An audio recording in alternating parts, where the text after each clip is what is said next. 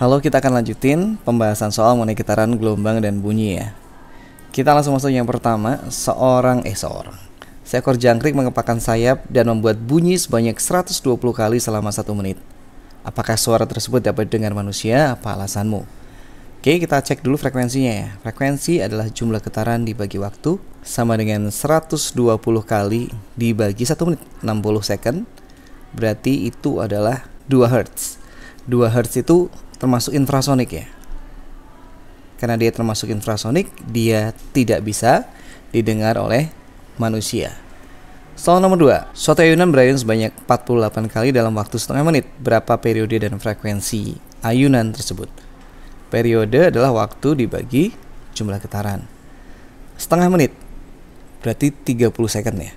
30 second dibagi 48 berarti kita bagi 3 aja.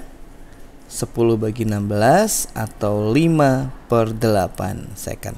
Sedangkan yang namanya frekuensi itu kebalikan daripada periode, sehingga dia 8/5 Hz alias 1,6 Hz. Jarak BC 28 ya. BC 28. Ini sampai sini 28. Biasanya ini ngomongin amplitudo ya.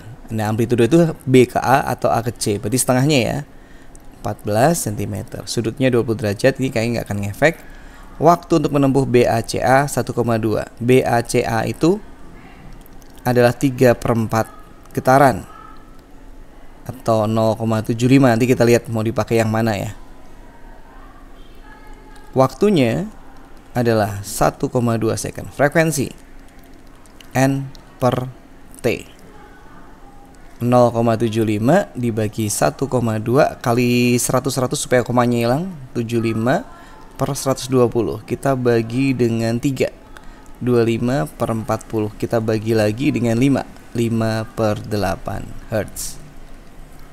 Nah, kalau gitu ketemu nih 5/8 Hz. Untuk periode balik aja, karena periode sama frekuensi kebalikan. 8/5 second alias 1,6 second. Sebuah mistar digetarkan dengan frekuensi 6,8 Hz. Berapa banyak getaran yang terjadi dalam waktu 10 second? Langsung aja ya, jumlah getaran itu adalah frekuensi dikalikan waktu. Berarti 6,8 Hz kali 10 second itu akan ketemu 68 getaran. Atau nggak usah pakai kata-kata gitu juga nggak apa-apa. Nomor 5.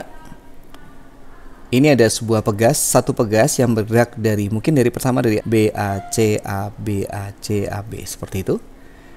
Jika dalam waktu 0,6 second bandul bergerak dari CBA, banyak ya.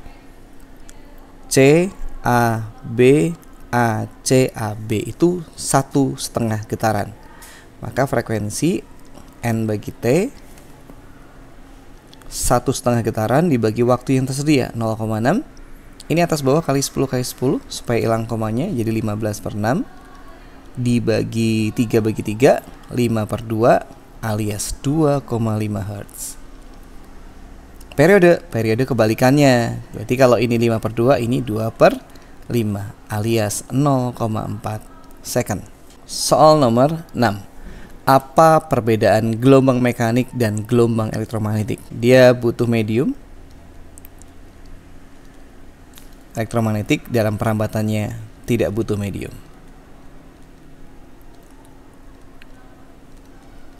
Ya, jadi bisa melewati ruang hampa sekalipun. Soal nomor 7. Ada berikan gelombang seperti ini, nggak utuh ya. Amplitudo itu ini segini doang nih. Ini amplitudo 28 meter dibagi 2 yaitu 14 meter. B, untuk yang B ini kita lihat dulu panjang gelombangnya. Di sini kalau kita lihat satu gelombang 1,5 tambah 1/4 1/3/4 ya. Berarti 1/3/4 lambda, atau kalau dijadiin 7/4 lambda ya. 7/4 lambda ini nilainya adalah 70 meter.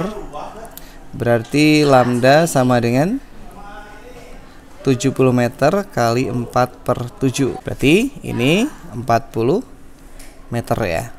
Nah, untuk frekuensinya sama juga batasnya, berarti 1/3/4 atau 7/4. Untuk frekuensi kita pakai rumus N/T, berarti 7/4 gelombang dibagi waktu yang tersedia adalah 14 second. Jadi 7/4 dikalikan 1/14.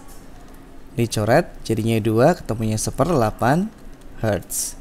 Periode itu kebalikan daripada frekuensi, berarti tinggal dibalik aja, 8 second atau 8/1. V sama dengan lambda kali F atau cepat lambatnya, berarti 40 meter dikalikan 1/8 Hz, ketemunya adalah 5 meter per second. Perhatikan gelombang suara di bawah ini. Nah, yang perlu kalian tahu adalah segini itu 1 lambda. Rapatan dan renggangan 1 lambda. Rapatan dan renggangan 1 lambda. Rapatan dan renggangan 1 lambda.